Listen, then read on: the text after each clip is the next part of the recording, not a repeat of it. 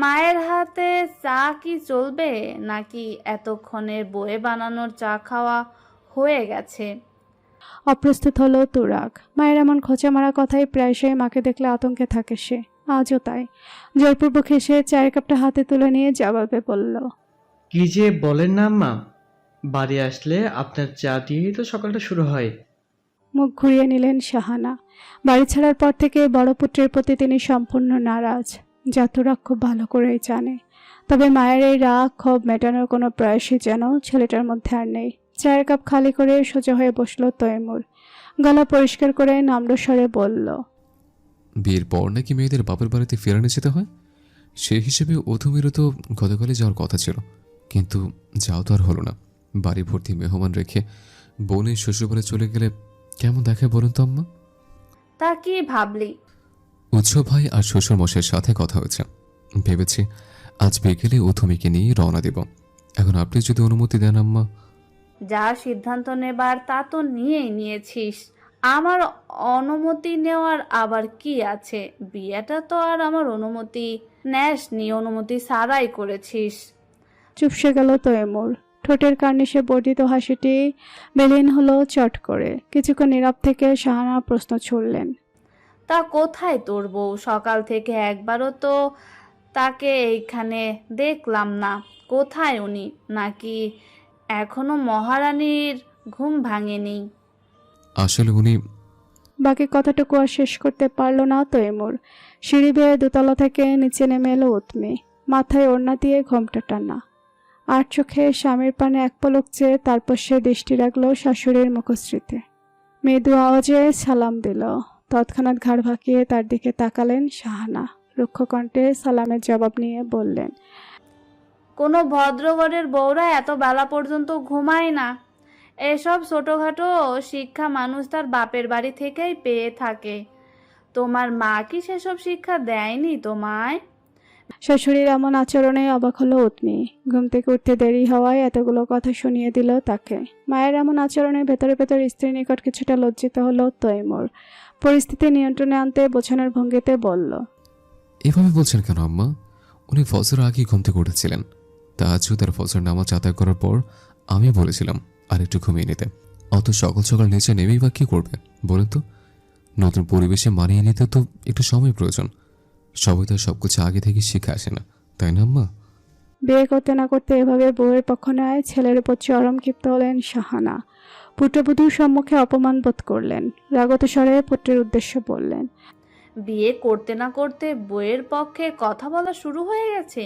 কই, আমাদের সময় তো এসব ছিল না। বরং বিয়ে করে শ্বশুর বাড়িতে পা রাখার পরের দিন হেসেল ঢুকিয়ে দেয় হয়তো। অথচ তোর বইয়ের এই বাড়িতে আজ 3 দিন চলছে। জিজ্ঞাসা করতো রান্না ঘর কোথায়, সেটাও বলতে পারবে না। আপনাদের সময় আর এখনকার সময় কি আর এক হলো আম্মা? যুগ বদলেছে। তাছাড়া দাদের কথা এবার কি বলবো? তিনি ছিলেন পুরনো ধ্যান ধারণার কঠোর মনের শাশুড়ি। আপনি তো আর দাদের মতো নন, তাই না? পুত্রের এহেন কথায় চুপসে গেলেন শাহানা। কথাটির বিপরীতে বলার মতো খুঁজে পেলেন না কোনো বাক্য। উৎমি নিজ স্থানে ঠায় দাঁড়িয়ে নীরবে শুনছে মা ছেলের কথোপকথন। মায়ের থেকে দৃষ্টি সরিয়ে স্ত্রীর পানে তাকায় তৈমুর। শীতল কণ্ঠে আদেশের সুরে বলে, হাতের বামে গিয়ে সোজা হাঁটলেই ডান দিকে রান্নাঘর পেয়ে যাবেন। ভাবি ওখানে আছে, যান গিয়ে নাস্তা করে নিন। বাঁধমের মতো উপর নিচ মাথা নাড়িয়ে স্থান ত্যাগ করে উৎমি। তৈমিরও বসা থেকে উঠে দাঁড়ায়। মাকে বিদায় জানিয়ে ঘরের উদ্দেশ্যে পা বাড়ায়। পুত্রের যাওয়ার পানে বাকরুদ্ধ হয়ে তাকিয়ে থাকেন শাহানা। বিয়ে করে বাড়িতে বউ আনতে না আনতেই ছেলের এতটা অধপতন, তাহলে বাকি দিনগুলো কি হবে? ছোট চাকে রান্নাঘরে দেখে মুচকি হাসলো জেবা। কুন্তি নাড়ানো চলমান রেখেই শুধালো। ঘুম ভেঙেছে? উৎমিও বিপরীতে মৃদু হাসলো। উপর নিচ মাথা নাড়িয়ে উত্তরে ছোট্ট করে বলল, হ্যাঁ। বেলা তো কম হলো না, খিদে পায়নি? যাও গিয়ে টেবিলে বসো, আমি খাবার দিচ্ছি। খিদে যে পায়নি এমন নয়, বাড়িতে থাকতে 7:30 অথবা 8টা নাগাদেই সকালে নাস্তা করা শেষ হয়ে যেত উৎমির। তবে বিয়ের পর থেকে 3 দিন তার খাবার দাবারে বড়ই অনিয়ম হচ্ছে। তার বিলম্ব না করে গিয়ে বসলো সে খাবার টেবিলে। তৎক্ষণাৎ দৃষ্টিগোচর হলো টেবিলের অপর প্রান্তে বসে স্বামী সন্তান নিয়ে নাস্তা করতে থাকা ননদ তিথিয়াকে। তাদের পাশে বসা অর্ধবয়স্ক লোকটিকে অবশ্য আগে কখনো দেখেনি উৎমি, তবে মেয়ে দুটোর সাথে খোশমেজাজে গল্প করতে দেখেই খুব সহজে বুঝে গিয়েছে এটাই যে তাদের পিতা। ছোট মেয়ে মিলি তাকে দেখতে আনন্দিত হয়ে বলে উঠল, বাবা দেখো দেখো, ওই যে নতুন মামি। মেয়ের কথাটা শেষ হতে না হতেই চোখ পাকিয়ে তার পানে তাকায় তিথিয়া। মায়ের চাহনিতে সঙ্গে সঙ্গে চুপ হয়ে যায় মিলি। যত যাই হোক না কেন, মাকে বরাবরই প্রচণ্ড ভয় পায় মেয়ে দুজন। শুধু মেয়েরা নয়, মেয়েদের বাবাও কম যায় না। ভদ্রলোক স্ত্রীর থেকে বয়সে দ্বিগুণ হলেও উঠবস অবশ্য স্ত্রীর কথাতেই করেন, না করেই বা কি আর উপায় আছে। স্ত্রী যে ওনার বরাবরই রাগী প্রকৃতির, খিটখিটে মেজাজের মেয়ে মানুষ। অল্পতেই রেগে যাওয়া, অন্যের সাথে মেজাজ দেখানো তিথিয়ার স্বভাব। আর এই স্বভাবটা সে বংশ পরম্পরায় পেয়েছে তার দাদির থেকে। তিথিয়া মুখ ফিরিয়ে পুনরায় খাওয়ায় মনোনিবেশ করলো। জেবা এসে উপস্থিত হলো উৎমির খাবার নিয়ে। তাকে দেখে ভদ্রলোক বলে উঠলেন, কি গো বড় বউ, নতুন বউ তো দেখছি আমাকে চেনেই না। না হলে সামনে নন্দাই বসে আছে আর সে সালাম দিল না? এটা তো মোটেও ভালো দেখালো না। দ্রুত পরিচয় করিয়ে দাও দেখি, লোকে জানলে কি ভাববে? পরিযুগল কিঞ্চিত কুচকালো জেবা কৃত্রিম হেসে প্রত্যুত্তরে বলল, সে কি দুলা ভাই, আপা আপনার সাথে তৈমুরের বইয়ের পরিচয় করিয়ে দেয়নি? সে না দিক, কিন্তু আপনি তো আমাদের পরিবারের গুরুত্বপূর্ণ একজন মানুষ, তাই নিজ দায়িত্বে পরিচয় করে নেওয়াটা কি আপনার উচিত ছিল না? বিয়ের 2 দিন পেরিয়ে 3 দিনের দিন আপনি শ্যালক বইয়ের সাথে পরিচয় করিয়ে দেওয়ার কথা বলছেন। ভদ্রলোক জবাব দেওয়ার মতো অবস্থায় আর রইলেন না। বাকরুদ্ধের মধ্যে চুপ হয়ে থাকলেন। সাথে ওনার চোখে মুখে নেমে এসেছে আধার। তিথিয়ার খাওয়া শেষ।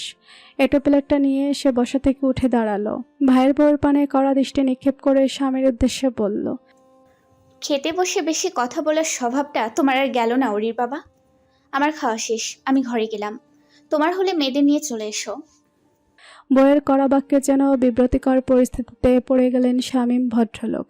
এঁটো হাতটা ধুয়ে মেয়েদের নিয়ে স্ত্রীর পিছু পিছু তিনিও স্থান ত্যাগ করলেন। এমন একটি দৃশ্য ভেতরে ভেতরে ভীষণ মজা পেল জেবা, তবে বাহিরে তা কিছুতেই প্রকাশ করলো না। বরং তারা চলে যেতে একটি চেয়ার টেনে বিপ্রতীপ হয়ে ছোট জায়ের সম্মুখে বসল। আশপাশ সতর্ক দৃষ্টিতে দেখে নিয়ে ফিসফিস করে বলল, ইনিই হচ্ছেন তিথিয়া, আপনার স্বামী। বয়সে আপনার থেকে বেশ কয়েক বছরের বড় হলেও বউকে ভীষণ ভয় পায়। বউ উঠতে বললে উঠবেন, আবার বসতে বললে বসবেন। রুটি চিবোতে চিবোতে মনোযোগ দিয়ে তার কথাটি শুনল উৎমি। বিপরীতে প্রশ্ন করল, তাহলে ওনাকে যে দেখলাম না এতদিন, বিয়ে থেকে শুরু করে বউ ভাত কোথাও তো দেখলাম না। আসেননি উনি, আপার নিষেধ ছিল মনে হয়। দেখলে না, গতকাল মেয়ে দুটো এসেছিল, দেখে কেমন করলেন। আর দুলাভাই এসেছেন গতকাল রাতে আপাকে নিয়ে যাওয়ার উদ্দেশ্যে, কিন্তু আম্মা বলে দিয়েছেন জামাই আদর না নিয়ে এখান থেকে ওনাকে একদম যেতে দেওয়া হবে না। একটা কথা জিজ্ঞেস করবো ভাবি? করো। ওনারা আমায় মেনে নিতে পারেনি তাই না? কিন্তু কেন এই মেনে না নেয়া? কেন এত অপছন্দ? আমি তো ওনাদের ভালো করে চিনিই না, তবে এত এত অপছন্দের ভেতরে নিজেকে আমার বড্ড বেমানান লাগছে। ছাড়ো তো এদের কথা। বিয়ের এতগুলো বছর পেরিয়ে গেল, অথচ আমাকেই মেনে নিতে পারেনি, আর তুমি তো কোন ছাড়। কথাটায় ভীষণ আশ্চর্য হলো উৎমি। কৌতূহল নিয়ে শুধালো, আপনাকেও মেনে নেয়নি? দীর্ঘশ্বাস ফেলে জেবা উত্তরে বলে, নারীদের কাছে তাদের স্বামী সব। স্বামী ভালো থাকলে সম্পর্কের বাঁধন থাকে শক্ত, আর স্বামী খারাপ হলে সামান্য দমকা হাওয়াতেই চূর্ণ বিচূর্ণ হয়ে ভেঙে যায় সম্পর্ক। তা সেই শ্বশুরবাড়ির লোক যতই ভালো থাকুক না কেন, এরা হচ্ছে শাশুড়ি আর ননদের জাত। এদের কলিজা কেটে রান্না করে খাওয়ালেও তোমার দোষ ধরতে ভুলবে না। এদের মন পাওয়া কঠিন। বিয়ের প্রথম 2 বছর কম চেষ্টা তো আর করিনি, কিন্তু কোনোভাবেই এদের মন পাইনি। উল্টো পেয়েছি অভিশাপ। আর ওই যে এক ননদ, সারাক্ষণ মায়ের কানের কাছে কান পড়া দিতেই থাকে। আসলে ননদগুলো এমনই, নিজের জামাইকে আঙুলে নাচাবে, তাতে কোনো দোষ নেই। যত দোষ সব ভাইয়ের বউয়ের। ভদ্রমহিলার জন্য সহানুভূতি হলো উৎমির। কয়েক সেকেন্ড নীরব থেকে জেবা পুনরায় বলল, ভেবো না তো আমি তোমার কাছে নিন্দে করছি। আমরা হচ্ছে একই পথের পথিক, বাড়ির বউ আমরা। কখনো সখনো কটু কথা মুখ বুজে সহ্য করতে হবে, কখনো বা না পেরে প্রতিবাদ করতে হবে, কিন্তু হাল ছাড়া চলবে না। স্বামীর মন জয় করা মানেই দুনিয়া জয় করা। তুমি আমার ছোট বোনের মতো, তোমাকে প্রথম দেখাতেই আমার মনে ধরেছিল। আমার আপার পছন্দের সদ্য এসএসসি পাশ করা মেয়ের থেকে তোমাকেই তৈমুরের জন্য সঠিক মনে হয়েছিল। তাই এত কিছুর পরেও দেবরের বউ করে তোমায় নিয়ে এসেছি। মন দিয়ে সংসার করবে, কিভাবে স্বামীর মন রক্ষা করা চলা যায় সেটাই ভাববে। এর বেশি ভাবার প্রয়োজন নেই, বেশি ভাবলে কষ্ট পেতে হয়, বুঝেছ? হুম। এবার খেয়ে নাও তাড়াতাড়ি, আজ বিকেলে তো বাপের বাড়ি যাচ্ছ। ব্যাগপত্র গোছগাছ হয়েছে? চমকে গেল উৎমি, জিজ্ঞেস করলো। আমি আজ বাড়ি যাচ্ছি। শুধু তুমি নয়, তৈমুরও যাচ্ছে। আর কথা নয়, এখন খাও। বিছানায় আজ শোয়া তৈমুর, নাকের ডাকায় ঝুলছে তার মোটা ফ্রেমের চশমাটা। কোলে রাখা বালিশের উপর ল্যাপটপ রেখে মনোযোগী দৃষ্টিতে দ্রুত হাতে কিছু একটা টাইপিং করতে ব্যস্ত সে। তখনই ঘরে এসে প্রবেশ করলো উৎমি। ঘরে থাকা মানুষটাকে নিজের উপস্থিতি জানান দিতে শব্দ করে হেঁটে গিয়ে দাঁড়ালো ড্রেসিং টেবিলের সম্মুখে। আয়নার মধ্য দিয়েই স্পষ্ট দেখা যায় বিছানা। সেদিক পানে এক দৃষ্টিতে তাকিয়ে রইল মেয়েটি। লোকটির কোনো লড়চড় নেই, সে নিজের কাজেই পূর্বের ন্যায় ব্যস্ত। সন্তর্পণে দীর্ঘশ্বাস ফেলে আয়নার দিক থেকে দৃষ্টি সরিয়ে প্রশ্ন করল উৎমি। আমরা কি সত্যি সত্যি আজ ও বাড়িতে যাচ্ছি? প্রশ্নটি শ্রবণনালী পর্যন্ত পৌঁছাতে স্থির পানে তাকায় তৈমুর। তর্জনী আঙুলের সাহায্যে চশমা ঠিক করে উত্তর দেয়। হ্যাঁ, বিকেল হলেই রওনা দেব, ব্যাগপত্র গুছিয়ে নিন। ওই আমায় তো একবারও জানালেন না। সকাল উৎস ভাই ফোন করে আজকে যাওয়ার জন্য বিভিন্নভাবে জোরাজোরি করলেন, তখনই আর কি সিদ্ধান্তটা নেয়া। এরপর তো আর ঘরে আসা হয়নি, তাই আপনাকেও বলা হয়নি। তবে ভাবিকে তো জানিয়ে দিয়েছিলাম। কেন বলেনি? হ্যাঁ বলেছে। তাহলে আর কি, যান গিয়ে প্রয়োজনীয় সবকিছু গুছিয়ে নিন, পরে কিন্তু আমার সময় পাবেন না। মাথা নাড়ায় উৎমি, ধীর পায়ে হেঁটে এগোয় গোছগাছ করতে। নিজ কক্ষের মেঝেতে বসে কাঁসার পান ছেঁচনিতে পান ছেঁচছেন শাহানা। সেই বিদঘুটে শব্দটা তরঙ্গের মতো ঢেউ খেলে চলেছে পুরো কক্ষ জুড়ে। মাড়ির দাঁতগুলো পোকায় খেয়েছে বলে তা ফেলে দিতে হয়েছে বেশ কয়েক বছর আগে। অবশিষ্ট দাঁতগুলোর মধ্যেও কিছু কিছু এখন বয়সের ভারে নড়ছে। এত কিছুর পরেও পান খাওয়াটা যেন কিছুতেই ছাড়তে পারলেন না তিনি। আর পারবেনই বা কী করে? পুরনো অভ্যাস কি আর এত সহজে ছাড়া যায়? চোখে মুখে একঝাঁক বিরক্তি নিয়ে ভেতরে প্রবেশ করলো তিথিয়া। বিছানায় পা ঝুলিয়ে বসেই মায়ের উদ্দেশ্যে কর্কশ কণ্ঠে বলে উঠল। আপনার এই রোজ রোজ পান সাজার শব্দে অতিষ্ঠ হয়ে যাচ্ছি আম্মা। বয়স তো আর কম হলো না, এবার অন্তত এই পান খাওয়াটা ছাড়ুন। আপনিও ভালো থাকুন, সুস্থ থাকুন এবং আমাদের কানকেও একটু ভালো থাকতে দিন। কথাটা শেষ হতে না হতেই মেয়ের পানে চোখ পাকিয়ে তাকালেন শাহানা। গম্ভীর কণ্ঠে বললেন, আমার পান নিয়ে একদম কথা বলবি না। বেশি অসুবিধা হলে কানের তুলো গুজে থাক। সেই তো, আপনার তো আর ভালো কথা ভালো লাগে না। তা শুনলাম তৈমু নাকি বউ নিয়ে শ্বশুরবাড়ি যাচ্ছে, আর আপনিও কিনা যাওয়ার জন্য অনুমতি দিয়ে দিলেন। যাচ্ছে যাক, বিয়েটা তো করে নিয়েছে আমার মতের বিরুদ্ধে, সেখানে এই সামান্য বিষয়ে অনুমতি দিলেই কি আর না দিলেই কি। মায়ের এমন খামখেয়ালি কথায় কপালে শুরু কয়েকটা ভাঁজ পড়ে তিথিয়ার। দরজার দিকে এক পলক সজাগ দৃষ্টিকে দেখে নিয়ে চাপাস্বরে বলে, আহা, আপনি বুঝতে পারছেন না আম্মা? বিয়ের পরপরই শ্বশুরবাড়িতে যেতে দেওয়া উচিত নয়। তোর আগের অবস্থা দেখেননি? সেও তো গিয়েছিল, তারপর কি হলো? শ্বশুর শাশুড়ি কান ভাঙানিতে বইয়ের জন্য কিনা আপনাকেই ছেড়ে চলে গেল। হাত থেমে গেল শাহানার। শঙ্কিত হলো মন। শুকনো ঢোক গিলে আত্মবিশ্বাস নিয়ে মেয়ের বিপরীতে বললেন, তৈমুর এমনটা করবে না তা আমি জানি। ও তুরাগের মতো নয়, নিজের আম্মাকে ছেড়ে ও কোথাও যাবে না। যেই ছেলে ভাই ভাবির কান পড়া এভাবে বিয়ে করে নিতে পারে, সে যে বউ আর শ্বশুরবাড়ির লোকদের কথা আলাদা হবে না তার কি গ্যারান্টি? এবার বড়ই চিন্তিত হলেন শাহানা। মেয়ের কথাটা একদম ফেলে দেওয়ার মতো নয়। সত্যিই যদি তৈমুর তুরাগের পথেই হাঁটে তখন কি হবে? মিরপুরের একটি আলিশান ভবনের 7ম ফ্লোরের মস্ত বড় একটি অ্যাপার্টমেন্টে চলছে দুই গৃহিণীর চরম ব্যস্ততা। বিয়ের পরে প্রথম বাড়িতে মেয়ে আর মেয়ে জামাই আসবে বলে কিয়া বেগমের ঘাম ছুটে যাওয়ার মতো অবস্থা। কি থেকে কি রাখবেন, কিভাবে পরিবেশন করবেন, সেই ভাবনাতেই ছোট মেয়েটিকে ঘন্টা দেড়েক ধরে দাঁড় করিয়ে রেখেছেন রান্নাঘরে পুত্রবধূর হাতে হাতে সাহায্য করাতে। ড্রয়িং রুমে বসে গতকালের ফুটবল ম্যাচটা মনোযোগ সহকারে দেখছে বাপ ছেলে। প্রিয় দল গোল দিতে না দিতেই চেঁচিয়ে উঠছে এক একজন। তাদের এই কাণ্ডে বিরক্ত কেয়া বেগম ভেতর থেকে চিৎকার করে বলছেন, তোমরা থামবে? আমার কিন্তু এই চেঁচামেচির শব্দ একদম ভালো লাগছে না। স্ত্রীর চিৎকারের সাথে সাথে থেমে যান রায়হান কবির। সাথে ইশারায় ছেলেকেও চুপ থাকার নির্দেশ দেন। পিতার ইশারায় থেমে যায় উৎস। আজ আর সে অফিসে যায়নি, দুদিনের জন্য ছুটি নিয়েছে। সকাল থেকেই বাবা ড্রাইভারকে নিয়ে ঘুরে ঘুরে বাজার করে বেরিয়েছে। যতই হোক বোন আর বোন জামাই আসছে বলে কথা, আপ্যায়নের ত্রুটি রাখলে হবে? বাড়ির কাজকর্ম করতে উষার মোটেও ভালো লাগে না, এমনকি এখনও লাগছে না। আগুনের তাপে ফর্সা চোখ মুখ রক্তিম বর্ণ ধারণ করেছে বেচারির। গত মাসে রান্নাঘরের এসিটা খারাপ হয়ে গিয়েছে, যার দরুন আজকে তাদের এই দুর্দশা। রিনি তো অবশ্য বেশ কয়েকবার স্বামীকে এ বিষয়ে বলেছে, কিন্তু উৎসের যেন সেদিকে কোনো খেয়াল নেই। সময়ের দোহাই দিয়ে এড়িয়ে যাচ্ছে ব্যাপারটা। তার উপর ছেলেটার স্বভাবের দিক দিয়ে কিছুটা অলস। অফিস করে বাড়িতে ফিরে আর কোনো দিকে খেয়াল করার মতো সময় পায় না। ওড়না দিয়ে মুখের ঘাম মুছে দুঃখী দুঃখী মুখ করে মায়ের পানে তাকায় উষা। অসহায় কণ্ঠে বলে ওঠে, আমার কাজ তো শেষ মা, এখন আমি ঘরে যাই। কেয়া বেগম মেয়ের দিকে তাকালেন না। মাংসে গরম মশলা দিতে দিতে ব্যস্ত কণ্ঠে বললেন, উথমির ঘরটা গুছিয়েছিস? যা গুছিয়ে আয়। আমার আলমারিতে গিয়ে দেখ নতুন একটা বিছানার চাদর রাখা, পুরনোটা সরিয়ে নতুনটা বিছিয়ে দিস। কিন্তু ওই ঘরে তো আমার শিফট করার কথা ছিল মা, তোমায় বললাম না। হাত থেমে গেল কেয়া বেগমের। চোখে মুখে জমা হলো ক্ষোভ। ছোট কন্যার চোখে চোখ রেখে ধমক দিয়ে বললেন। মায়ের কথায় মন খারাপ হলো উষার। যেতে যেতে বলল, আপুর বিয়ে হতে না হতেই তুমি বদলে যাচ্ছ মা। কই, আগে তো কখনো আমায় বকনি। বকেনি বলেই আজ এই অবস্থা।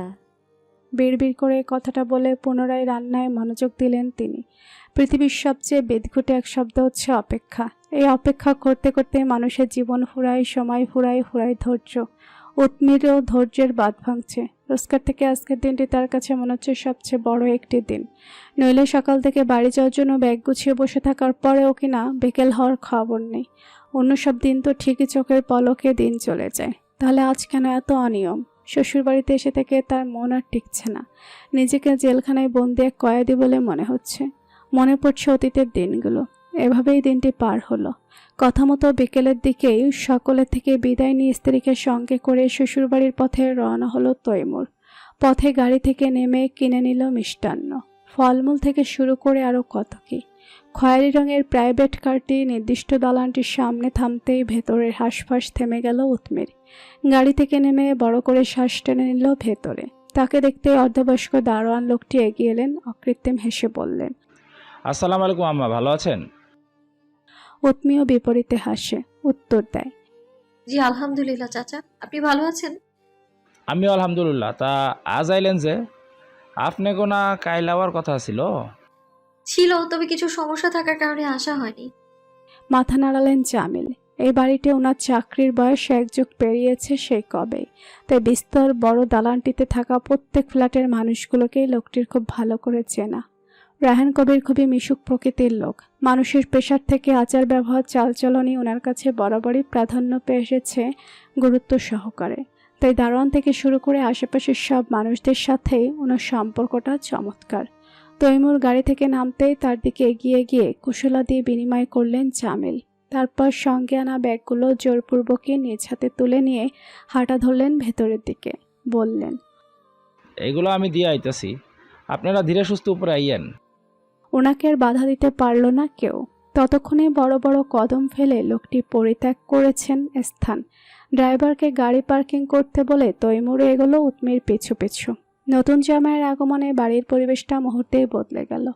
সবচেয়ে বেশি আনন্দিত হলেন কেয়া বেগম। তৈমুরকে তোষামত করে বসালেন সোফায়। সবটাই নীরব চিত্তে দেখে গেল উৎমি। নির্বিকার ভঙ্গিতে বাবা ভাই ভাবির সাথে কুশালাতি বিনিময় করে চলে এলো নিজের সে প্রাণপ্রিয় শান্তি বিচরিত কক্ষে। চারিদিকে চোখ বুলিয়ে ছুঁয়ে দিতে লাগলো একে একে সব জিনিসপত্র। যেভাবে যা রেখে গিয়েছিল সব ঠিক তেমনি রয়েছে নিজ নিজ স্থানে। একমাত্র বিছানা চাদর ব্যতীত নড়চড় হয়নি আর কিছুই। বিলম্ব না করে আলমারি থেকে পোশাক নিয়ে ফ্রেশ হতে আশ্রমে ঢুকলো সে। কেয়া বেগম জামাতার হাতে শরবতের গ্লাসটি ধরিয়ে দিয়ে চলে গিয়েছেন রান্নাঘরে। শরবতটুকু পান করে সোজা হয়ে বসলো তৈমুর। তার সামনে বসার রায়হান কবির আর উৎস। তাকে পেয়েই দুজন মিলে শুরু করে দিয়েছে বিভিন্ন কথাবার্তা। তৈমুর সেসব নীরবে শুনছে আর খানিক পর পর মাথা নাড়াচ্ছে। কিয়া বেগম আবারও এসে সেখানে উপস্থিত হলেন। রুষ্টকণ্ঠে স্বামী আর পুত্রের উদ্দেশ্যে বললেন, এত দূর থেকে এসেছে ওরা, তোমাদের যত গল্প টল্প আছে সব পরে করবে। তারপর তৈমুরের উদ্দেশ্যে বললেন, তুমি গিয়ে হাত মুখ ধুয়ে পোশাক বদলে নাও বাবা, এতটা পথ এসেছো, নিশ্চয়ই ক্লান্ত হয়ে গিয়েছো, যাও একটু বিশ্রাম করো গিয়ে। স্ত্রী কথায় নড়ে চড়ে উঠলেন রায়হান কবির। সায় জানিয়ে বললেন, হ্যাঁ হ্যাঁ, তুমি গিয়ে আগে ফ্রেশ হয়ে নাও। উৎমি মা মনে হয় ঘরে গিয়েছে, যা উৎস তৈমুর বাবাকে ঘরটা দেখিয়ে দিয়ে আয়। পিতার কথায় উঠে দাঁড়ালো উৎস। তৈমুরও তাদের থেকে বিদায় নিয়ে তার পিছু পিছু গেল। বোনের কক্ষের সামনে এসেই থেমে দাঁড়ালো উৎস। বোন জামাইয়ের কাঁধে চাপড় মেরে মৃদু হেসে বলল, এটাই উৎমির ঘর, যাও ভেতরে যাও, পরে কথা হচ্ছে তবে। বলে বড় বড় কদম ফেলে প্রস্থান করলো সে। হাত মুখ ধুতে গিয়ে একেবারে শাওয়ার নিয়ে বাথরুম থেকে বের হলো উৎমি। টাওয়াল দিয়ে চুল মুছতে মুছতে সামনে তাকাতেই দৃষ্টিগোচর হলো তৈমুরকে। পকেটে হাত গুজে ঘরটাকে পর্যবেক্ষণ করে দেখছে সে। তোয়ালেটা হাতের ভাঁজে নিয়ে গলা ছাড়ল উৎমি। জানান দিল নিজের উপস্থিতি। তৎক্ষণাৎ পিছু ফিরে তাকিয়ে মুচকি হাসল তৈমুর। বলল, আপনি তো দেখছি ভারী অগোছালো মানুষ, কিন্তু দেখে তো তেমন মনে হয় না। আমি অগোছালো? তাই তো মনে হচ্ছে। হঠাৎ এমনটা মনে হওয়ার কারণ? ড্রেসিং টেবিল আর পরের টেবিলের অবস্থা দেখিয়ে মনে হলো। লোকটির কথাটি শ্রবণাতীত হতেই দ্রুত সেদিকে পানে উৎমি তাকায়।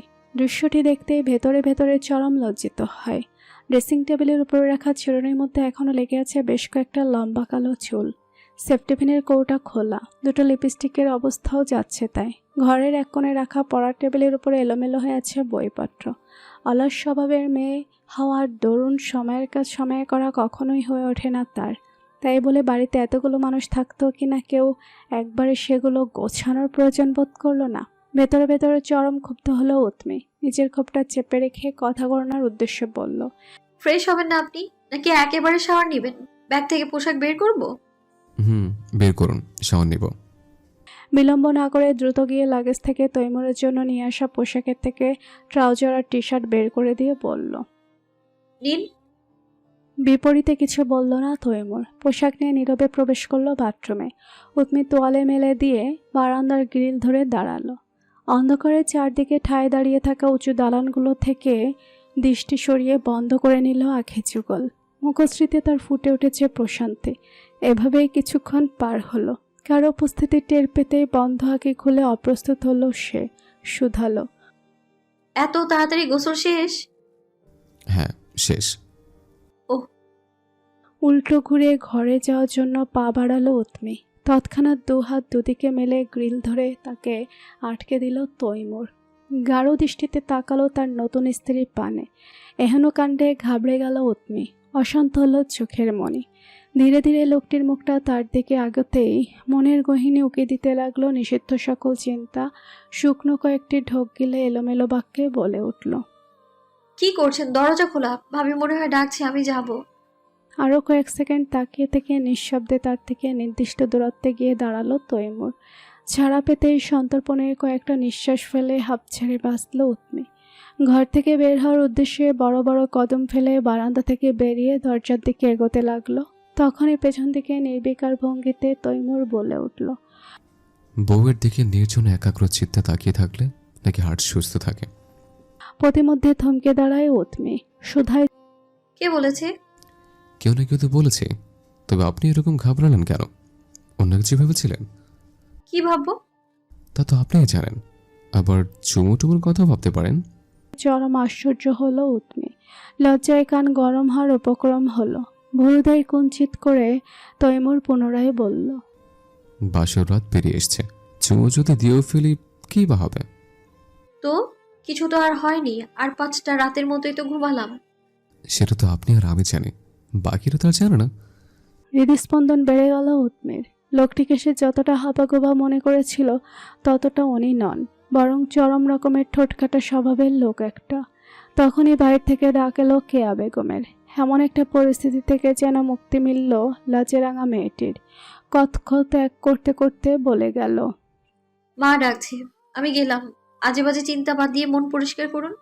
সকাল সকাল শ্বশুরবাড়ির জন্য এক গাদা বাজার করে নিয়ে এসেছে তৈমুর। ড্রয়িং রুমের মেঝেতে রাখা মাছ, মাংস, শাকসবজিগুলো দেখে মনে হচ্ছে যেন ছোটোখাটো একটা বাজার বসে গিয়েছে সেখানে। তিল পরিমাণ জায়গাটুকু আর ফাঁকা নেই সেথায়। কেয়া বেগম আর রিনিতা নির্বিকার ভঙ্গিতে ঠায় দাঁড়িয়ে আছে। রায়হান কবির আশ্চর্যজনিত কণ্ঠে জামাতার উদ্দেশ্যে প্রশ্ন করলেন, এ কি করছো বাবা? তুমি কেন আবার বাজার করতে গেলে? তৈমুর সৌজন্য হেসে উত্তর দিল, নিয়ম অনুযায়ী তো আজ আমারই বাজার করার কথা, তাই নিয়ম পালন করেছে। তাছাড়া আম্মাও বারবার এ বিষয়ে বলে দিয়েছেন। তাই বলে এত? শ্বশুরের কথায় ঠাঁই জানিয়ে রিনিতাও বলে উঠল, ঠিকই তো, এত বাজার করে আনার কি প্রয়োজন ছিল? এখন এগুলো রাখবো কোথায়? ফ্রিজেও তেমন একটা জায়গা নেই, আর এত কিছু খাবেই বা কে? স্ত্রীর কথা শুনে ভরুদায় কঞ্চিত হলো উৎসর। বাঁকা দৃষ্টিতে তাকিয়ে বলল, বিয়ের পর তোমার বাপের বাড়ি থেকে যখন আমিও রিক্সা ভর্তি বাজার করে নিয়ে গেলাম, তখন তো ভদ্রতার খাতিরেও একবারও এই কথা বললে না। তাহলে এখন আবার বাবার কথায় সায় দিচ্ছ কিভাবে? এমন একটি সময় স্বামীর এহনো খোঁচা মারা কথায় তেলে বেগুনে জ্বলে উঠল রিনিতা। এতগুলো মানুষ সামনে থাকায় নিজেকে সংযত রাখার প্রচেষ্টা চালিয়ে বিদ্যুপের সুরে উত্তর দিল, বাজার বলতে ওই তো এক ব্যাগ পচা শাকসবজি আর দুটো পাকিস্তানি মোরগ নিয়ে গিয়েছিলে, তাতেই কথায় কথায় এত খোঁটা? মিয়ে গেল উৎস, তবুও হার না মানার প্রয়াস চালিয়ে বলল, বাড়িতে ওই তো তোমার মা আর ছোট একটা ভাই, তাদের জন্য এত বাজার করে কি লাভ হতো? অযথা অপচয়। তাছাড়া তোমাদের এলাকার মানুষগুলোর কথা আর কি বলবো, সাদাসিধে ছেলে পেয়ে আমার হাতে কিনা পচা শাকসবজি ধরিয়ে দিয়েছিল। হয়েছে হয়েছে, শাক দিয়ে আর মাছ ঢাকতে হবে না। নিজে যে ঠিকঠাক বাজার করতে পারো না তা এবার স্বীকার করে নাও। অবস্থা বেগতিক দেখে গলা ছেড়ে স্ত্রীকে ইশারা দিলেন রায়হান কবির। কেয়া বেগম গম্ভীর স্বরে বলে উঠলেন, থামো তোমরা, সবসময় বাচ্চাদের মতো ঝগড়াঝাটি চলতেই থাকে, অথচ এরা নিজেরাই কিনা এখন এক বাচ্চার বাবা মা। চলো এইগুলোর একটা ব্যবস্থা করি। মায়ের কথার বিপরীতে কথা বলার সাহস পেল না কেউই।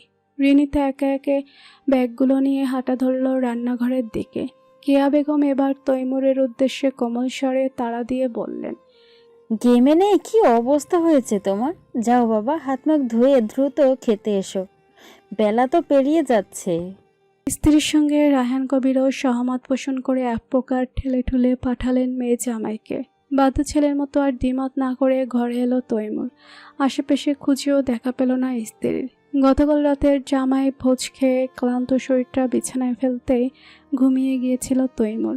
তারপর ভোরে ঘর থেকে বের হওয়ার আগেও দেখে গিয়েছিল ঘুমান্ত স্ত্রীকে। এখন কিনা সেই মেয়েটা উধাও। দীর্ঘশ্বাস ফেলে তৈমুর, চলে যায় ফ্রেশ হতে।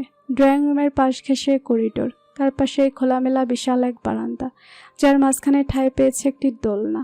রেলিংয়ের পাশ ঘেঁষে গোলাকৃতির মতো করে রাখা টবগুলোর মধ্যে হরেক রকমের ফুল ফল গাছ। কোনো গাছে ফুল ফল এসেছে, আবার কোনোটা ফুল ফলহীন।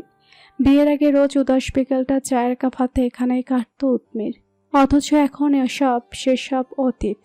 মাত্র কয়েকদিনের ব্যবধানে সবকিছু কতটাই না বদলে গেল। এক লহমায় বদলে গেল ঠিকানা, পরিচয়, সম্পর্কগুলো। দোলনায় দোল খেতে খেতে সেসব ভাবনায় মশগুল সে। বলো পুপি, এই যে তিতি, দেখো দেখো, তিতি তিতি। অগোছালো বুলি কর্ণপাত হতেই ছোট্ট তনির পানে তাকায় উৎমি। মেয়েটির ডান হাতটা খোলা, অন্তরিক্ষে তাক করা। সেই তাক করা আঙুল লক্ষ্য করে এবার গাঢ় উঁচিয়ে সেদিকেই তাকালো উৎমি। অন্তরিক্ষে দক্ষিণের দিকে ছুটে চলেছে এক ঝাঁক নাম না জানা পাখির দল। তা দেখে মুচকি হাসল সে। এক হাতে তনিকে টেনে নিজের কোলে বসালো। মেয়েটি হচ্ছে উৎস আর রিনিতার একমাত্র মেয়ে। বয়স কত হবে, 2.5 অথবা 3? তাকে বোঝানোর উদ্দেশ্যে কোমল স্বরে উৎমি বলল, তিতি না, ওগুলো হচ্ছে পাখি। বলো পাখি। না, তিতি। আহা, ওগুলো হচ্ছে পাখি আর তিতি হচ্ছে মুরগি। তিতিমুখী। শোনা। সঙ্গে সঙ্গে ভেসে এলো বিড়াল ছানার মতো ম্যাও ম্যাও ডাক। মেঝেতে হাঁটু মুড়ে বসে আছে ছোট্ট বিড়াল ছানা। গোল গোল চোখে তাকিয়ে আছে উৎমি আর তনির পানে। মুচকি হাসলো উৎমি। দুষ্টুমির ছলে বলল।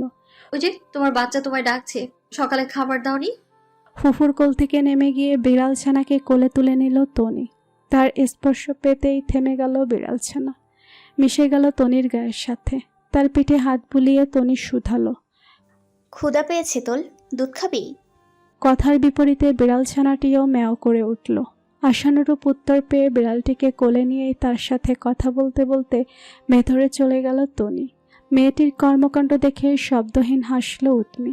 এই বাচ্চা মেয়েটির কাণ্ড কারখানায় মাঝে মধ্যে চরম মন খারাপগুলো ভালো হয়ে যায় তার। অনিচ্ছাকৃতভাবে প্রাণ খুলে হেসে ফেলে। ছোট ছোট পায়ে রান্নাঘরে এসে উপস্থিত হলো তনি।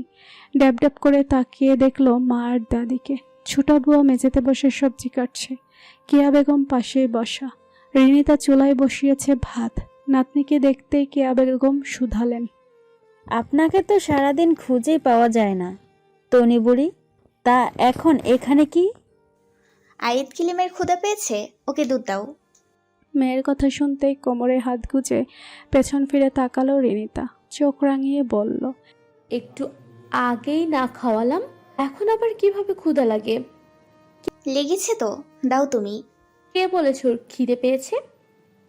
ও বলেছে। কিভাবে বললো শুনি? মিয়াও মিয়াও। মেয়ের কথায় আশ্চর্য হলো রিনিতা। কেয়া বেগম শব্দ করে হেসে উঠলেন। নাতনিকে প্রশ্রয় দিয়ে বললেন। তুমি ড্রয়িং রুমে গিয়ে তোমার বাচ্চা কাচ্চা নিয়ে বসো, আমি ওর জন্য খাবার নিয়ে আসছি। দাদির কথায় ডানে ঘাড় কাত করে আচ্ছা বলে তারপর রান্নাঘর থেকে বেরিয়ে যায় তনি। রিনিতা মুখ ভার করে বলে। আপনিও না মা এই দুষ্টুটাকে সবসময় প্রশ্রয় দেন। সোফায় এসে পা তুলে বসলো তনি।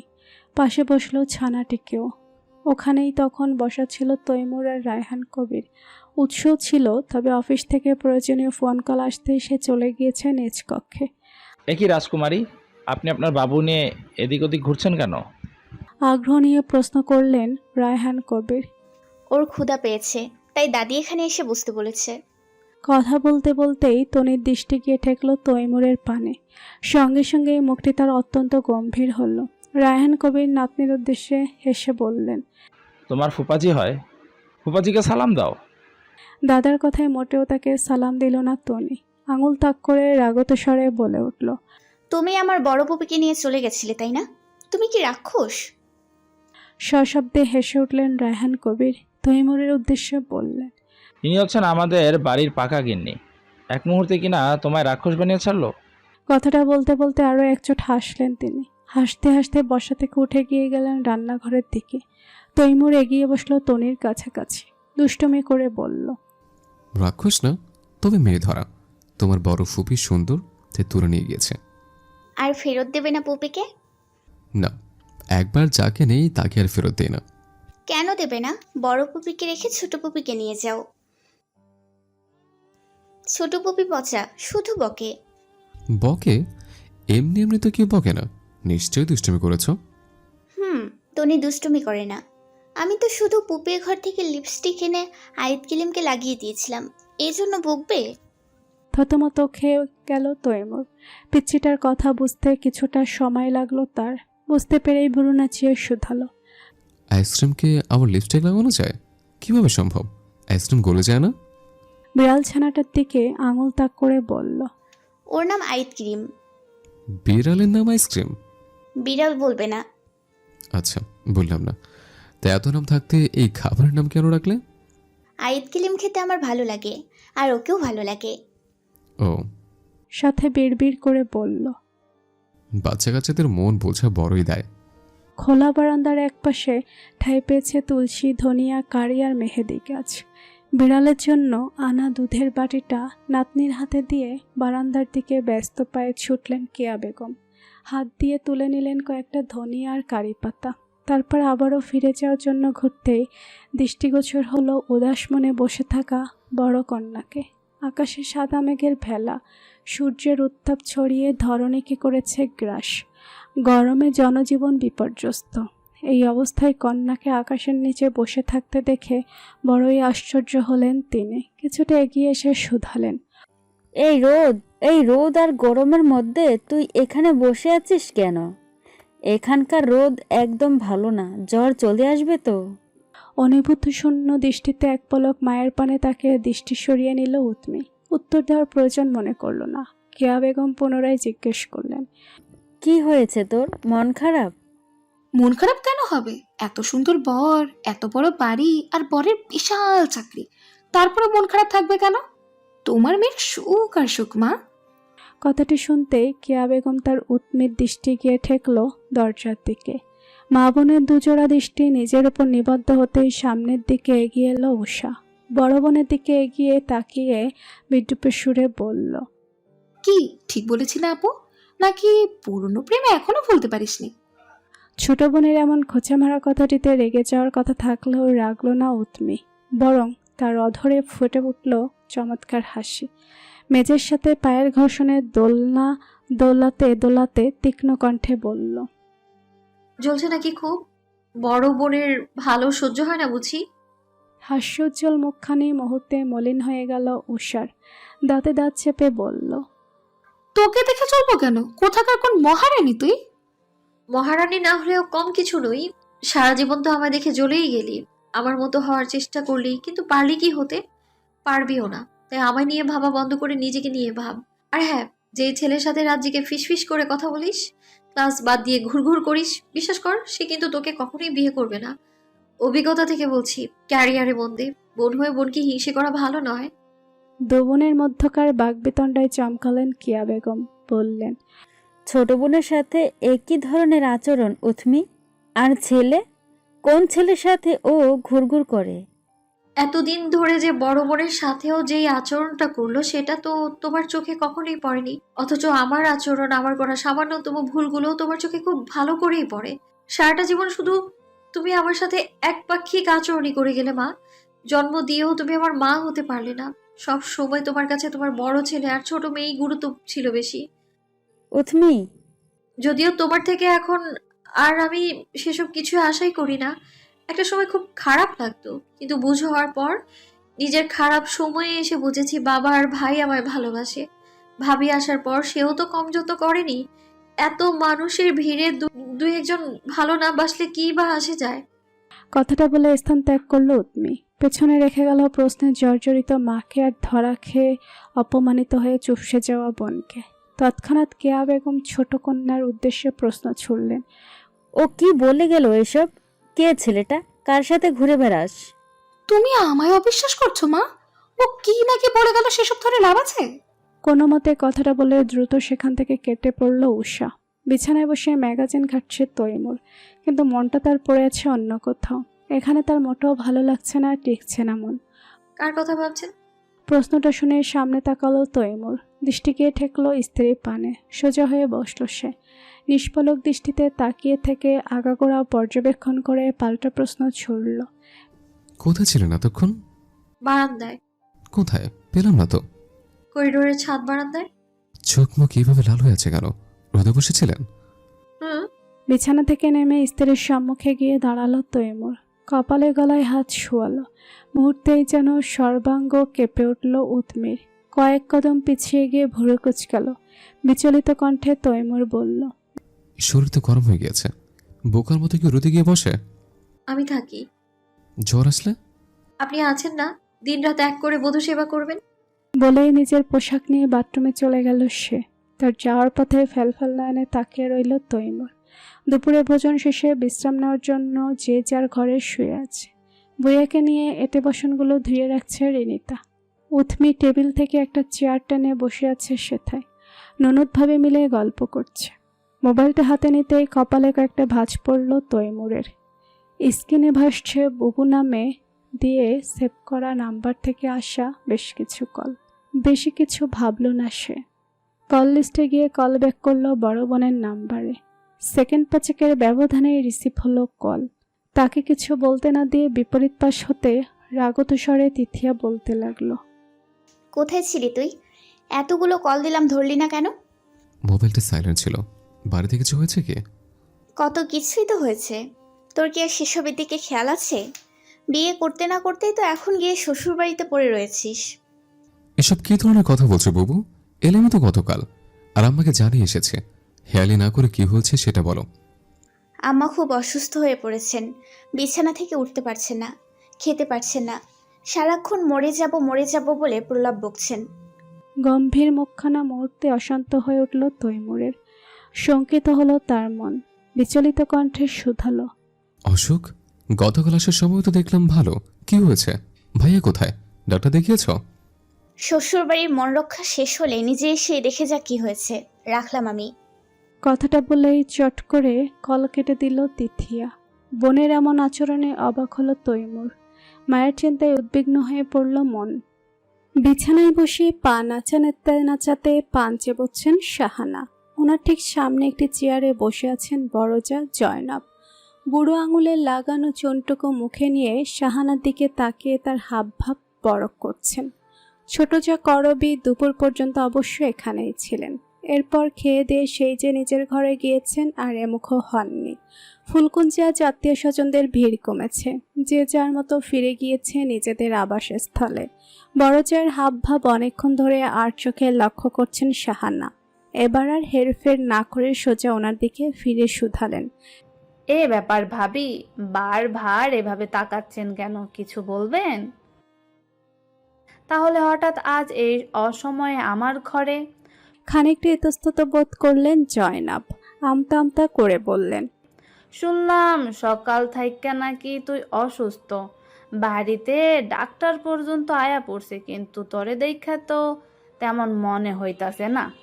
শব্দ করে দীর্ঘশ্বাস ফেলেন শাহানা। উত্তর দেন, সব অসুখ কি আর দেখা যায় গো বুবু? জায়ের কথার আগামাথা কিছুই বুঝলেন না তিনি। ভুরুদয় কুঞ্চিত করে বললেন, তোর মতিগতে আমি বুঝি না, কখন কি কস নিজেও জানোস না। বলেই মুখ বাঁকালেন। ধীর পায়ে হেঁটে চায়ের কক্ষ ছেড়ে চলে গেলেন তৃতীয় তলার উদ্দেশ্যে। এর মিনিট পাঁচেক পরেই হন্তদন্ত হয়ে কোথা থেকে যেন ছুটে এলো তিথিয়া। হাঁপাতে হাঁপাতে মায়ের উদ্দেশ্যে এলোমেলো বাক্যে বলে উঠল, আম্মা, তৈমুর তো বউ নিয়ে বাড়ি ফিরে এসেছে, নিচে ওদের গাড়ি দেখে এলাম। মেয়ের কথায় টনক নড়ে উঠল শাহানার। কাঁসার বাটিটায় মুখে থাকা অবশিষ্ট পান আর পেকটুকু ফেলে মুখটা মুছে নিয়ে তা খাটের নিচে ঠেলে দিলেন। তারপর লম্বা হয়ে বিছানায় শুয়ে অসুস্থতার ভান করে পড়ে রইলেন। ফোন কলে বড় বোনের কাছ থেকে মায়ের অসুস্থতার খবর শুনেই চিন্তায় চিন্তায় অস্থির হয়ে গিয়েছিল তৈমুর। ওই মুহূর্তের বেশি কিছু না ভেবেই রায়হান কবিরকে বুঝিয়ে উৎমিকে নিয়ে রওনা দিয়েছিল বাড়ির উদ্দেশ্যে। এখন সন্ধ্যা, মাগরিবে আয়োজন পড়েছে মিনিট 10 আগে। খয়েরি রঙের গাড়িটি গেট পেরিয়ে ভেতরে এসে থামতেই গাড়ি থেকে নেমে গেল তৈমুর। ড্রাইভারকে লাগেজগুলো ভেতরে পৌঁছে দেওয়ার নির্দেশনা দিয়ে বাগান পেরিয়ে বাড়ির ভেতরে প্রবেশ করল সে। উৎমির মধ্যে কোনো তাড়াহুড়ো নেই। সে আপন মনে ধীর পায়ে এগিয়ে চলছে দালানটির দিকে। এইটুকু সময় আশপাশটা যতটুকু দেখা যায় ঘাড় ঘুরিয়ে তা দেখে নিচ্ছে। যদিও এই অল্প স্বল্প আধারে সবকিছু ভালো করে দেখা যাচ্ছে না, তবুও চারিপাশটা বেশ সুন্দর। উৎমির এই গা ছমছম পরিবেশটাই বড্ড মনে ধরেছে। ইচ্ছে করছে এখানেই থম মেরে বসে থাকতে। অন্দরমহলে একটা কেদারায় বসে আছে তুরাগ। তার সামনেই সোফায় বসিয়ে অঙ্ক কষছে তুরাগ আর জেবার একমাত্র ছেলে জোহান। আর একটু পরপরই জানা অঙ্কগুলোই ভুল করছে ছেলেটা। ছেলের এই অবস্থা দেখে চরম বিরক্ত তুরাগ। এতবার বুঝিয়ে দেওয়ার পরেও কিনা এই অবস্থা তার। রাগটাকে আর সংযত রাখতে পারল না সে। ধমকে সুরে বলে উঠল, এই সহজ সহজ অঙ্কগুলো আবার ভুল হয় কি করে? রোজ রোজ যে টিচার এসে ঘন্টার পর ঘন্টা পড়িয়ে যায়, তখন মন কোথায় থাকে? নাকি অঙ্ক বোঝায় না ভালো করে? না বুঝলে বলিসনি কেন? সামনে না তোর পরীক্ষা, পরীক্ষায় ফেল করলে কিন্তু খুব মার খাবি জোহান। ভয়ে কেঁপে উঠল জোহান। ভীত দৃষ্টিতে পিতার পানে এক পলক তাকিয়ে নামিয়ে নিল দৃষ্টি। যেবার রান্নাঘর থেকে গরম দুধের গ্লাস আর চায়ের কাপ ট্রেতে করে এনে রাখলো টি টেবিলের উপর। পিছু ঘুরতেই এই অসময়ে বাড়িতে দেবরের আগমনে অবাক হলো বেশ। চমকায়িত কণ্ঠে শুধালো, এ কি তৈমুর, তোমাদের না দুদিন থাকার কথা ছিল? তাহলে গতকাল গিয়েই আজ ফিরে এলে যে? তুরাগও ফিরে তাকালো ছোট ভাইয়ের দিকে। স্ত্রীর কথায় সহমত পোষণ করে জিজ্ঞেস করলো, ঠিকই তো, হঠাৎ ফিরে এলে যে? কিছু হয়েছে?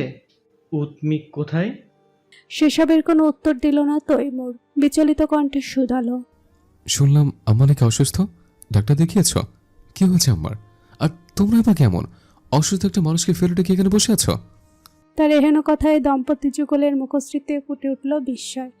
একে অপরের দিকে চাওয়াচাই করে কয়েক সেকেন্ডের নীরবতা পালন করলো। তারপর গলা ছেড়ে তুরাগ বলল, আজকে একটু বেশি গরম পড়েছে, তার উপর সকাল থেকে দুপুর পর্যন্ত কারেন্ট ছিল না। ওদিকে বিয়ে বাড়ির এত ঝক্কি ঝামেলায় আইপিএসও চার্জ দেওয়া হয়নি। সব মিলিয়ে আর কি গরমের জন্য আমার প্রেশারটা একটু বেড়ে গিয়েছিল। একটু বেড়েছিল? হ্যাঁ একটুই। তার জন্য তোমার ভাই বাড়িতে পরিচয় ডাক্তার আনিয়ে আম্মা চেক আপ পর্যন্ত করিয়েছে। যা বলার ডাক্তার বলেছেন। দুপুরে তো খাবার নিয়ে গেলাম ওনার ঘরে, কিন্তু তোমাদের আম্মা তো যত রাগ সব ছেলের বইয়ের উপর, তাই আমার হাতে আর খেলেন না। উল্টো নতুন করে আপাকে দিয়ে খাবার আনিয়ে খেয়েছেন, অথচ রান্নাটা কিন্তু আমিই করেছিলাম। তা তোমায় এই খবর কে দিল শুনি? জেবার কণ্ঠে তার ছিল। দুপুরের দিকে বুবু ফোন করলো, তখনই জানালো। মুহূর্তে জেবার মুখভঙ্গি বদলালো, জমা হলো তাতে রাগ ক্ষোভ। সেই রাগত দৃষ্টি সে তৎক্ষণাৎ নিক্ষেপ করলো স্বামীর পানে। স্ত্রীর রণচণ্ডী রূপ দেখে যা বোঝার বুঝে গেল তুরাগ। কপালের ঘাম মুছে ছেলের উদ্দেশ্যে কড়া স্বরে বলল, বই খাতা নিয়ে ঘরে যান, আমি এসে সবগুলো অঙ্ক কিন্তু দেখব, ভুল হলে মার হবে। পিতাকে বরাবরই খুব ভয় পায় জোহান, তাই চুপচাপ মাথা নাড়িয়ে দ্রুত স্থান ত্যাগ করল সে। তৈমুরও আর দাঁড়ায় না, সিঁড়ি বেয়ে চলে যায় মায়ের ঘরে। দরজায় নক করে অনুমতি চায়। আসবো আম্মা? ভেতর থেকে মায়ের কণ্ঠস্বরের বদলে ভেসে আসে বড় বোনের কণ্ঠস্বর। আয়।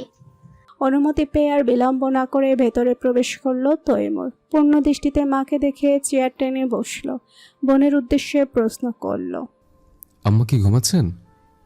দেখতেই তো পাচ্ছিস। খুব অসুস্থ? ডাক্তার বিছানা থেকে নামতে নিষেধ করেছেন। ও, তা দুপুরে খাবার কি ওষুধ খেয়েছেন? আর খাবার অনেক চেষ্টা করে অল্প একটু খাইয়ে ওষুধ খাইয়েছি। বাড়িতে এতগুলো মানুষ থাকতেও আমার আম্মার সেবা করার মতো কোনো মানুষই নেই। মাঝে মধ্যে তো আমার খুব চিন্তা হয়, আমি না থাকলে কি হবে আমার আম্মার। দীর্ঘশ্বাস ফেলে আঁচলে মুখ গুজগুল তিথিয়া। এই মুহূর্তে কেমন অনুভূতি প্রকাশ করা উচিত তৈমুর ঠিক বুঝতে পারল না। নিচে বড় ভাই আর ভাবির থেকে শুনে এলো এক কথার উপরে সে বোনের থেকে শুনছে আর এক কথা। কার কথা বিশ্বাস করবে সে? ভাইয়ের ভাবিও যে মিথ্যে বলার মানুষ নন তা সে জানে। আর বোন? দীর্ঘশ্বাস ফেলে চিন্তা ভাবনার সমাপ্তি টেনে বসা থেকে উঠে দাঁড়ায় তৈমুর। মায়ের ঘুম ভাঙলেই যা বোঝার বোঝা যাবে, তাই বিনয়ের সহিত বলল, আম্মা ঘুমাচ্ছেন, ঘুমাতে হবে। তুমি তো আমার কাছে আছো, আমি বরং ফ্রেশ হয়ে আসি। কথা শেষ করে মায়ের কক্ষ থেকে বেরিয়ে এলো তৈমুর। সঙ্গে সঙ্গে শোয়া থেকে উঠে বসলেন শাহানা। চোখে মুখে ওনার বিশ্বজয়ের হাসি। সেই হাসি বজায় রেখে উচ্ছ্বসিত কণ্ঠে বলে উঠলেন, দেখিস, মায়ের অসুস্থতার খবর শুনে আমার ছেলে সব ফেলে চলে এসেছে।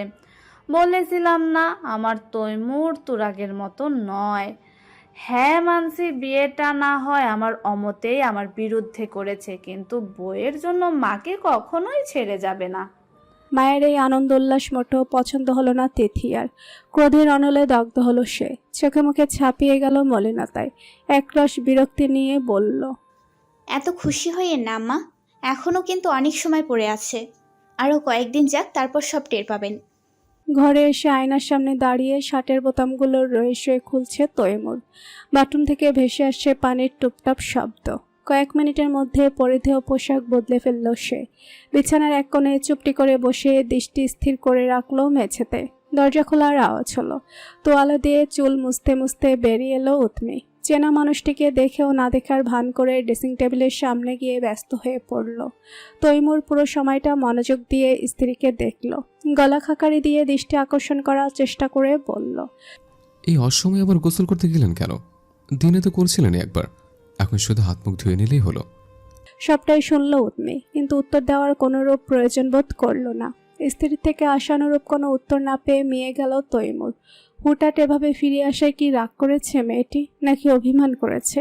জিজ্ঞেস করতে চেয়েও করল না, শুধু বলল, আম্মা অসুস্থ। খবরটা শোনার পরেও কিভাবে ওখানে থাকি বলুন? মন খারাপ করবেন না, পরবার গেলে না হয় আপনার যত দিন ইচ্ছে তত দিনে থেকে আসবেন। এবারে নীরবে শুনে গেল উৎমি। স্ত্রীর নীরবতায় কথা বাড়ানোর সুযোগ পেল না তৈমুর। চলে গেল ফ্রেশ হতে। কিছুক্ষণ সময় নিয়ে ফ্রেশ হয়ে বাথরুম থেকে বের হয়েই হাত মুখ মুছে আবারও সোজা চলে গেল মায়ের ঘরে। রাতের খাওয়া দাওয়া শেষ হলো। নিজ তত্ত্বাবধানে মাকে খাইয়ে সেখানেই ওষুধ হাতে বসে রইল তৈমুর। ছেলেরা তো সেবা যত্নে একদিক দিয়ে আনন্দিত, আবার অন্য দিক দিয়ে বিরক্ত। শাহানা আমতা আমতা করে বললেন, এখন আমি ঠিক আছি, ঔষধের কোনো প্রয়োজন নেই, রেখে দে এটা। তা বললে কিভাবে হয় আম্মা? গোবর থেকে শুনে যা বুঝলাম আপনি খুবই অসুস্থ। ওষুধ না খেলে পুরোপুরি সুস্থ হবেন কিভাবে বলুন তো? তিতির কথা ছাড়তো, ও তো আমার অল্প কিছু হলেই চিন্তায় চিন্তায় অস্থির হয়ে যায়, তাই ফোন করে ওসব বলছে। আর তুইও বা কেমন ছেলে, এই সামান্য একটা কারণে ওভাবে বাড়ি চলে আসবি? মায়ের এমন নমনীয়তায় আশ্চর্য হয় তৈমুর। ভেতরে কোথাও সৃষ্টি হয় সগৌরবের।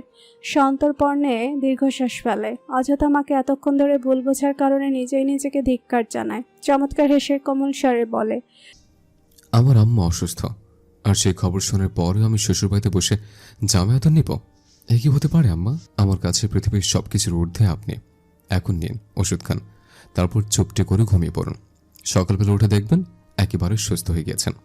পুত্রের প্রতি এতদিনে জমা সব রাগের পারদ নিমেষে গলে গেল শাহানার। সবার ক্ষেত্রে নিষ্ঠুরতা আর রাগ দেখাতে পারলেও সন্তানদের বেলায় এসব তিনি পারেন না। এ পৃথিবীতে নিজের বলতে চেয়ে সন্তান 3 জন ছাড়া কেউ নেই শাহানার। আর কোনো কিছু না বলে ওষুধটি খেয়ে নিলেন তিনি। হাস্যোজ্জ্বল মুখে বললেন, এই গরমের মধ্যে কতটা পথ পাড়ি দিয়ে এসেছিস, ঘরে যা বাবা, বিশ্রাম নে গিয়ে। গাড়িতে এসেছিল আম্মা, আপনি আমার জন্য চিন্তা করবেন না। আপনি না ঘুমানো পর্যন্ত। কথা না বাড়িয়ে মাথা নাড়ালেন শাহানা। নিজের আনন্দটা পুত্রের সম্মুখে প্রকাশ করলেন না। বাধ্য মানের মতো বালিশে মাথা রেখে চোখ জোড়া বন্ধ করে নিলেন। নিশ্চিন্তে বিছানায় পড়ে ঘুমাচ্ছে জোহান। তার মাথায় হাত বুলিয়ে দিতে দিতে রাগে ফুঁসছে জেবা। সন্ধ্যার সেই রাগটা এখনো গলেনি তার। স্ত্রীর রাগ সম্পর্কে খুব ভালো করেই অবগত তুরাগ। এমনিতে তার বউটা কোমল হৃদয়ের নারী হলেও রেগে গেলে হয়ে ওঠে বাঘিনী। তাই তো সে এখনও চুপ। অফিসের কাজ নিয়ে ব্যস্ত থাকার ভং ধরে বসে আছে ঘরের এক কোণে পড়ে থাকা সিঙ্গেল সোফায়। স্বামীর এই নির্লিপ্ত ভঙ্গিতে রাগের পরত তরতর করে বৃদ্ধি পেল জেবার। বিছানা থেকে নেমে সোজা গিয়ে দাঁড়ালো স্বামীর সম্মুখে। কোমরে 2 হাত রেখে গমগমে স্বরে বলল, তোমার মা বোনের কাণ্ড দেখে রীতিমতো আমি অবাক হয়ে যাচ্ছি। এমন কেন ওনারা? সংসার তো নিজেরাও করেছে নাকি? আমরা এতগুলো মানুষ বাড়িতে থেকে ওনার দেখভাল করার পরেও তৈমুরকে ফোন করেই বাড়িতে নিয়ে আসতে হলো। সে কি চিরকালের জন্য শ্বশুরবাড়ি চলে গিয়েছিল? আর তোমার বড় বোনের কথাও বলিহারি, নিজে তো জীবনেও শ্বশুরবাড়ির খেদমত করলো না, উল্টো শ্বশুরবাড়ি ছেড়ে আলাদা সংসার পেতেছে। এমনকি স্বামীকে নিজের কথাই উঠবোস পর্যন্ত করায়। তার উপর মাসের অর্ধেকটা সময় পড়ে থাকে বাপের বাড়ি। সেসব কোনো সমস্যা নেই, সব সমস্যা শুধু ভাইয়ের বউদের নিয়ে। আমায় যা ইচ্ছা বলো, কিন্তু আমার মা বাবাকে নিয়ে কিছু বলবে না জেবা। খুব গায়ে লাগে তাই না? আর ওনারা যখন বাড়ির বউদের সাথে খারাপ আচরণ করেন তখন গায়ে লাগে না? সব পুরুষ মানুষই এক। সব পুরুষ এক মানে? সবার বিরুদ্ধে গিয়ে আমি তোমাকে ভালোবেসে বিয়ে করলাম, নিজের বাড়ি ছেড়ে আলাদা ফ্ল্যাট নিলাম, তোমাকে সুন্দর একটা সংসার দিলাম, আর তুমি বলছো আমার গায়ে লাগে না? ক্রোধ নিয়ে তাকালো জেবা। সঙ্গে সঙ্গে আবারও মিয়ে গেল তুরাগ। এমনিতে সে মোটেও বউকে ভয় পায় না, বলতে গেলে সিংহ পুরুষ। কিন্তু বউ রেগে গেলে যেন সে সিংহ থেকে রূপান্তরিত হয় বিড়াল ছানায়। এরও অবশ্য একটা কারণ আছে। জেবার পিতা রিটায়ার্ড পুলিশ অফিসার। ওনার আবার বৈধ একটা বন্দুকও রয়েছে। প্রেমিক প্রেমিকা থাকাকালীন রাতের বেলা প্রেমিকার রাগ ভাঙাতে গিয়ে কতবারই না ভদ্রলোকের তাড়া খেয়ে এসেছিল তুরাগ। সেসব ভাবতেই এখনো ভয়ে আত্মা কেঁপে ওঠে তুরাগের। তার উপর জেবা ওনার একমাত্র মেয়ে। মেয়ের প্রতি পিতার অনেক ভালোবাসা। সে মেয়েকে তুরাগ কষ্ট দিয়েছে জানলে তো তাকে নির্ঘাত গুলি করেই মেরে ফেলবে। যতই হোক নিজেকে তুরাগ খুব ভালোবাসে। এই অকালে সে শ্বশুরের বন্দুকের গুলিতে শহীদ হতে চায় না। গলের আওয়াজ খাদে নামিয়ে স্ত্রীর উদ্দেশ্যে বলল, আম্মা আমায় জন্ম দিয়েছেন, ববু ছোট থেকেই কোলে পিঠে করে বড় করেছে। ছেলে মেয়েদের হাত খরচা দেওয়াটা বাবা পছন্দ করতেন না, কিন্তু হাত খরচটা ছাড়া চলা যায়? স্কুল কলেজে থাকাকালীন সেই হাত খরচটা পর্যন্ত আপায় দিত। এই যে বিয়ের আগে প্রেম করার সময় তোমাকে রোজ গাছটা দিতাম, বিভিন্ন অকেশনে উপহার দিতাম, সেসবের টাকা কোথায় পেতাম বলো তো? সব বুবুই দিত। সেই আম্মা আর বুবুকে কিভাবে কি বলবো? আমি জানি ওনারা ভুল, কিন্তু সবসময় সবার ভুল ধরিয়ে দেওয়া সম্ভব নয়।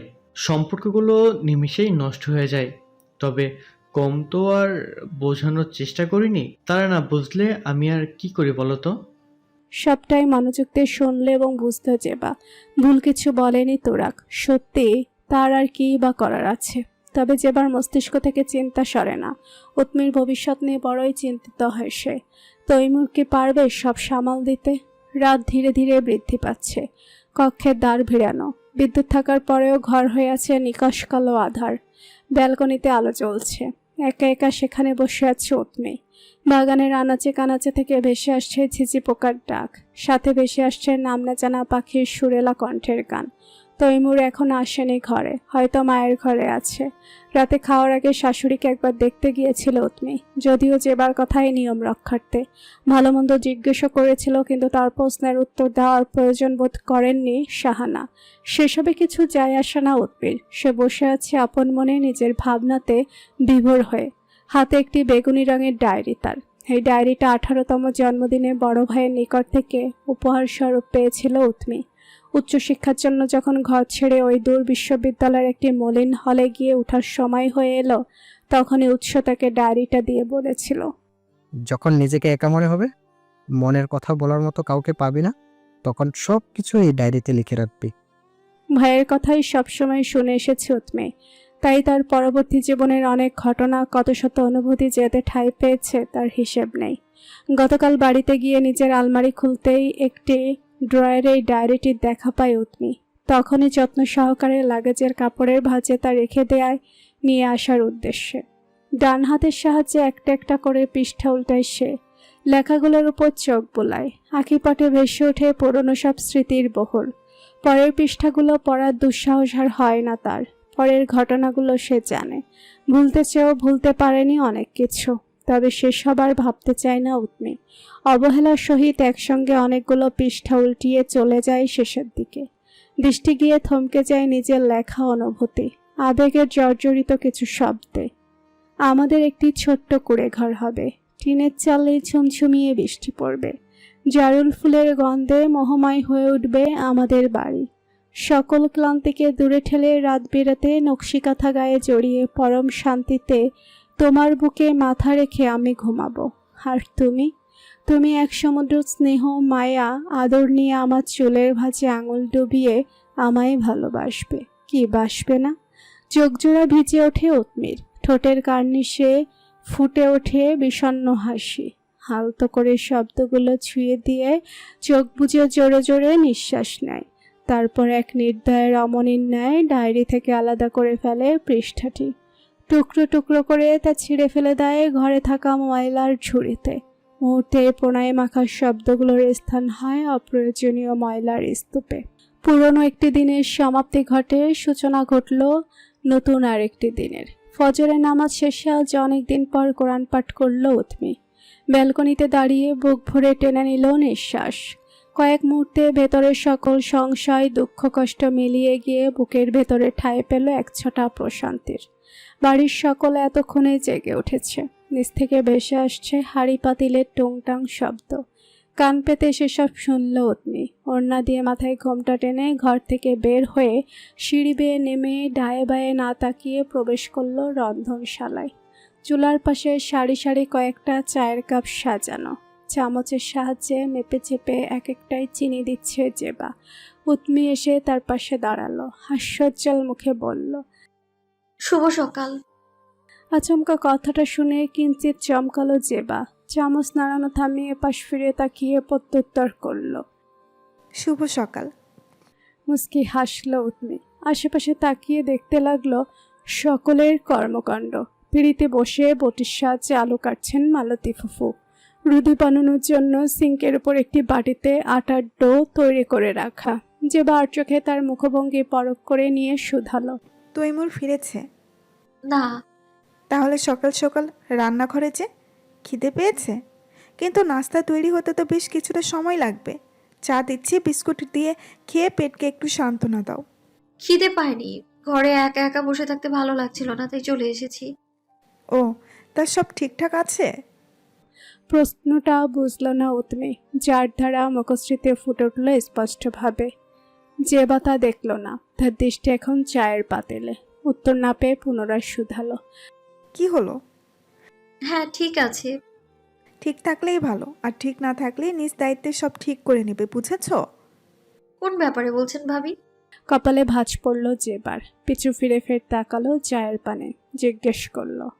এতক্ষণ না বুঝে উত্তর দিয়েছো। হুম। তোমার আর তৈমুরের মধ্যে সবকিছু ঠিকঠাক আছে কিনা সেটাই জিজ্ঞেস করলাম। ও। নাও এদিকে এসো দেখি, কিছু কাজকর্ম শিখাই তোমায়। বলে মুস্কি হাসল সে। উৎমি এগিয়ে এসে আবারও পাশে দাঁড়ালো। বাড়ির কে কয় চামচ চিনি খায় চায়ে সবটা সুন্দর করে বুঝিয়ে দিয়ে প্রশ্ন করলো।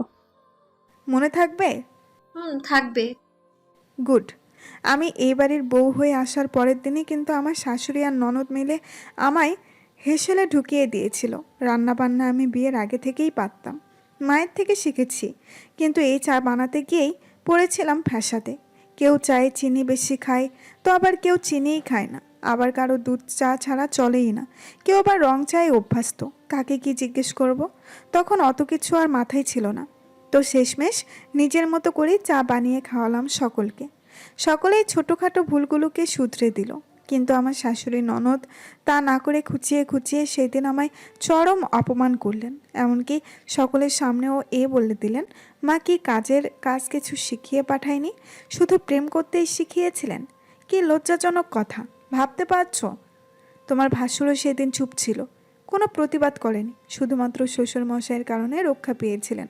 তবে তোমার ভাগ্যটা ভালো, আমার মতো যা পেয়েছো বলেই তোমাকে এমন ঝামেলায় পড়তে হয়নি। নিজে খারাপ সময় পার করে এসেছি, তাই অন্য কেউ আমার মতো এমন পরিস্থিতিতে পড়ুক তা আমি চাইনি। দীর্ঘশ্বাস ফেলে উঠনি, মৃদু হেসে বলে। আপনি সত্যি খুব ভালো, ভালো মানুষদের চোখ দেখলেই চেনা যায়, কিন্তু আফসোস আপনার শাশুড়ি আর ননদ আপনাকে বুঝলো না। আপনার শাশুড়ি ননদ আবার কি? আমাদের শাশুড়ি ননদ বলো মেয়ে, আর হ্যাঁ, সুন্দর করে আম্মা আর আপা বলে সম্বোধন করবে, ঠিক আছে? ঠিক আছে ভাবি। প্রত্যুত্তরের শব্দহীন হাসে জেবা। গল্পের তালে তালে রান্নার কাজে হাত চালায়। বেলা বাড়তেই সূর্য পূব আকাশে নিজের তেজ নিয়ে প্রকোপ হলো। তার সাথে সাথে ফুলকুঞ্জের সদস্যরা এসে খাবার টেবিলে উপস্থিত হলো। বশিরউদ্দিন সকালের নাস্তা বাড়িতে করেন না, বাজার থেকেই করে আসেন, তাই আজ মহিউদ্দিন ভাইয়ের সঙ্গ দিয়েছেন। সকাল সকাল তার সাথে চলে গিয়েছেন বাজারের পথে। তিথিয়া ছেলে মেয়েদের আগেভাগে খাইয়ে ঘরে পাঠিয়ে দিয়ে স্বামীকে নিয়ে খেতে বসেছে। খাবার পরিবেশনে যেবার হাতে হাতে সাহায্য করছে উৎমি। সেসব কর্মকাণ্ড আর চোখে দেখে খাওয়ায় মনোনিবেশ করলেন শাহানা। তোরাক খেতে খেতে মায়ের পানে বারবার তাকাচ্ছে, কিছু বলার জন্য উদ্গ্রীব হয়ে আছে মন। বিয়ের পর থেকে মায়ের সাথে কথা বলতে গেলেই তার ভেতরে ভেতরে অস্বস্তি হয়। কে জানে কখন না আবার কটু কথা বলে দেন মা। মুখের খাবার শেষ করে পানি পান করলো তোরাক, গলা ছেড়ে বলল,